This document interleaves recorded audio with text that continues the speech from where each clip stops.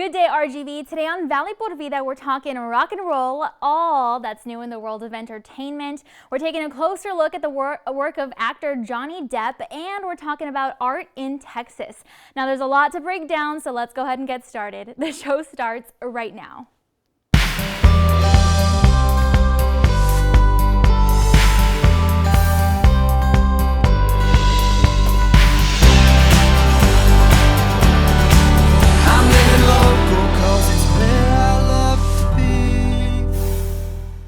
Hi there, and thanks again for joining us today. I'm your host, Danielle Banda. And if you're a rock and roll fan, then stop what you're doing right now and pay attention. Our team had the chance to head on out and meet Rock and Roll James, who's really been a big icon when it comes to South Texas radio, television, and of course, overall entertainment culture for over 35 years now. We asked him what it's like to step into his world for a little bit so you can get a sneak peek at his life.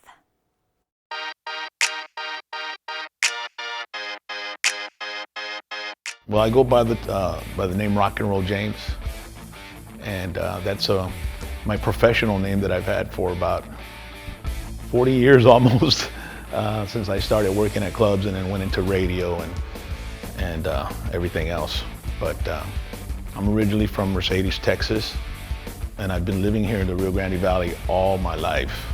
I was working at a nightclub, and I had started Rock Night because I had previously gone to the nightclub, and it was Rock Night, and I went in there because it was Rock Night and the DJ was playing disco. So I went and I told the owner, you know, hey man, they're not playing rock.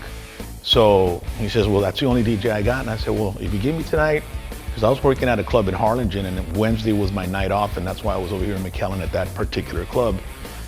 And I said, give me Wednesday nights and I'll pick it up for you. So he gave me Wednesday nights, gave me $250. I went to La Plaza Mall to the record stores. I bought records, came back, and then before you knew it, about 3 weeks, it was like the biggest night of the week, you know, Rock Night. So the doorman, I was walking into the club and the doorman just said, come on in, Rock and Roll James. And he was a good friend of mine too, as a matter of fact, is a good friend of mine. Shout out to Rene Parrao. And he's the one that gave me the moniker Rock and Roll James, and it's stuck ever since. Well, I started DJing when I was a kid. I always wanted to be in music, either a singer in a band or a DJ or something having to do with music, because I loved music when I was a kid. So when I was in high school, about 9th grade, 8th grade, there was a little radio station in Mercedes, and I'd stop by and I would, you know, ask the program director. His name's Frankie D, who's currently with a radio station here in the Valley, who's been here for all his life as well.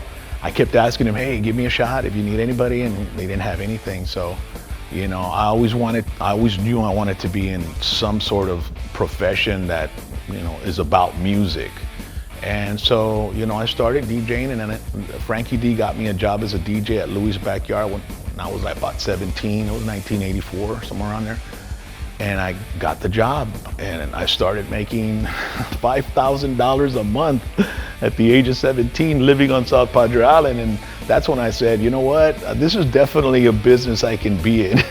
So that's where my career pretty much started and took off. And then after the island, I started DJing at other clubs here in the Rio Grande Valley, and it became very popular. And then I was approached by some radio DJs from a Tejano radio station in 1988. It was KIWW, which was in Harlingen.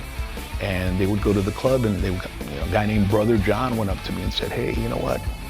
You'd be good on radio, man. You'd be good on radio. So the next thing you know, they asked me to go in and read a, little script, and I got the job as a part-time DJ weekends, 1988. Feel free to check him out on Instagram to keep up with the latest on all he's got going on. And since rock and roll can really pump up our mood, how about we dive in deeper when it comes to the world of rock legends?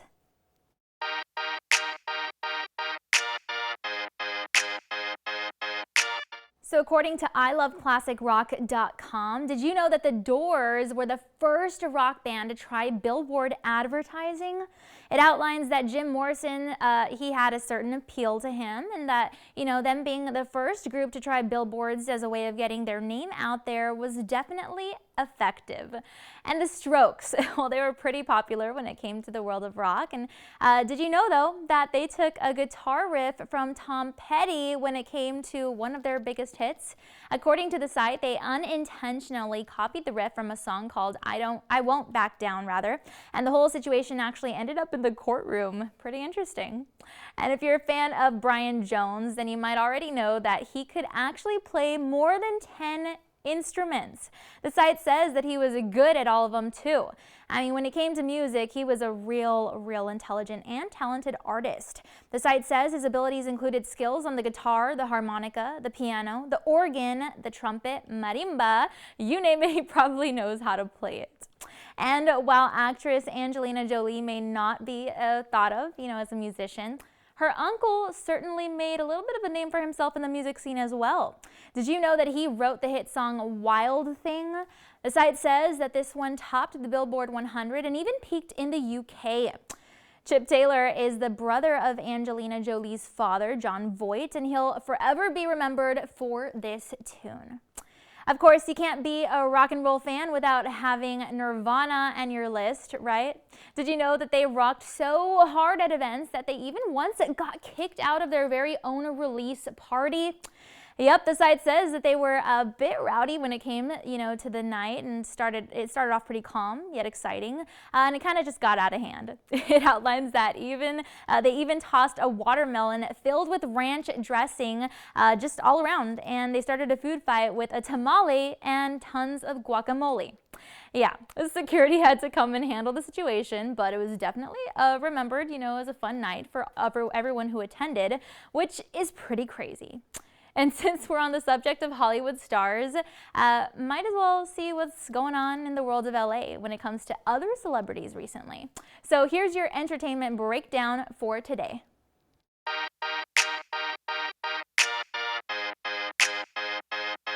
Love can build a bridge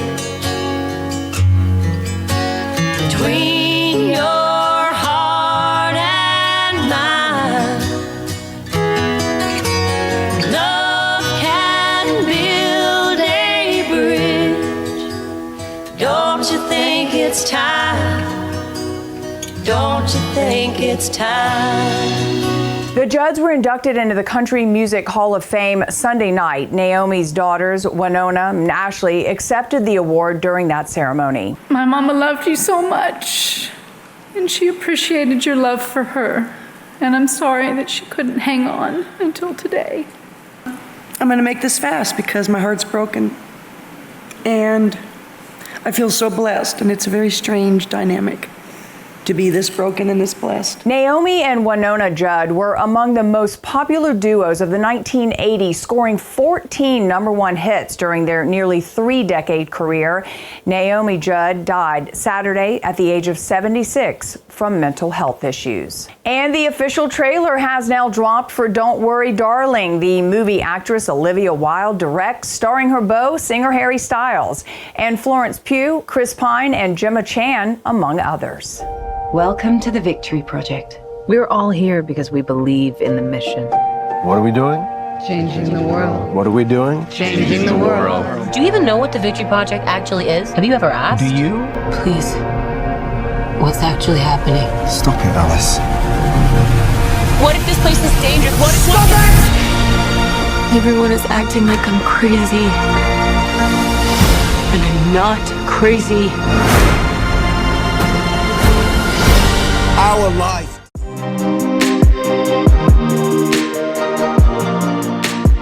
All right, well, now we're going to take a commercial and weather break, but don't go anywhere because Valuable Vida is going to be right back, and we're going to take a closer look at all that's going on in the world of actor Johnny Depp and his recent trials.